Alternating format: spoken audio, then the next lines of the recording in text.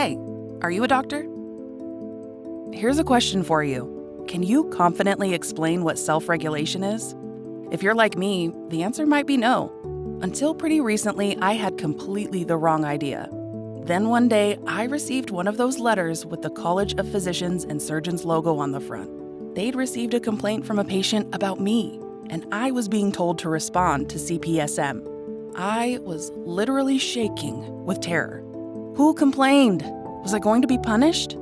I've seen terrible behavior from doctors, and I know I'm nothing like that. I'm one of the good ones. A little while ago in the operating room, I watched a fellow doctor throw a tantrum and his tools. Or the other day when I made a phone consultation to a specialist, the specialist was uncooperative, rude, and dismissive. I'll never make a referral to that specialist again. She destroyed any chance of a professional relationship. These are seriously unprofessional doctors, and I'm the one being called on the carpet? I don't know about you, but right from early in my career, the perception was consistent. Don't ever get involved with CPSM. Horror stories of doctors being canceled, disciplined for minor incidents. The message was clear. CPSM can ruin your career.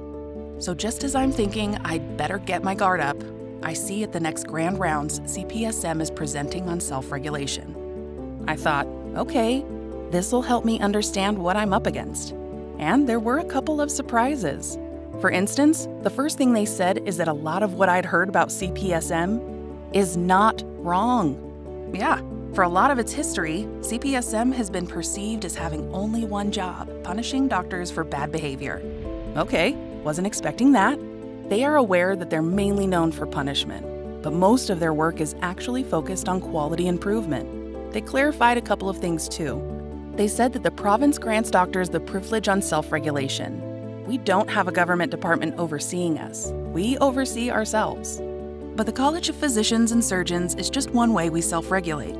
Doctors overseeing doctors to monitor the competence of the profession, set our own standards, and address concerns about practice in the public interest. But there's a second way we self-regulate. Like the words say, we regulate ourselves. Self-reflection, the ability to receive and respond to feedback, and to engage in continuous quality improvement. Most of us have those key skills of self-regulation, and we use them very well. And the overwhelming majority of us are skilled at the expression of patient-centeredness, empathy, and effectively sharing bad news.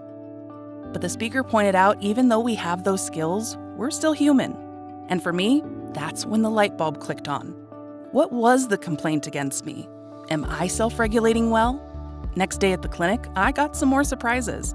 Remember that doctor who had acted unprofessional in the operating room? He confided in me that he was having health issues himself and was continuing to work under a lot of stress. He had been referred to the college's physician health program, and they're supporting him to get the help he needs. Wow. So often in our profession, incidents like these are not dealt with.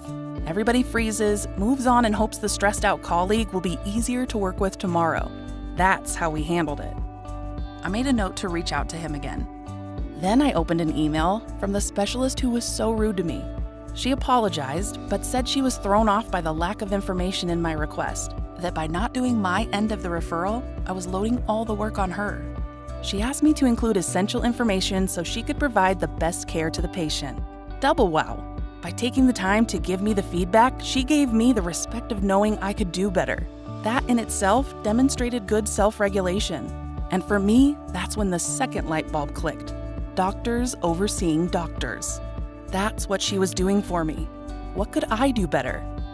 My meeting date with CPSM came up. And yes, it was a patient complaint. And yes, I remembered the incident. But another surprise? I was treated with respect and welcomed to engage in the process. This is a shift from the shame perception of CPSM that I was always warned about. My meeting with CPSM wasn't about the immediate punishment. It was about the importance of taking accountability when something goes wrong, and I felt respected and empowered to do better. The meeting focused on education and support and gave me the chance to reflect on how I'd treated my patient without ever having thought about it, and how I could do better. And that was my light bulb moment number 3. I am a good doctor. Having a concern raised about me doesn't mean I'm failing at my work, and it doesn't mean it will ruin my career. What I learned is that the large majority of complaints CPSM receives are about doctors who are otherwise practicing well, like me. Most concerns fall into the green or orange range, with very few ever reaching the red zone. Those concerns are opportunities to learn and grow, and the process can be respectful and supportive. I wasn't alone. What is self-regulation? Yes, it's doctors overseeing doctors, but look at it this way. It's not the small number of doctors at CPSM overseeing 3,500 physicians in Manitoba. It's 3,500 doctors self-monitoring each other, holding each other accountable.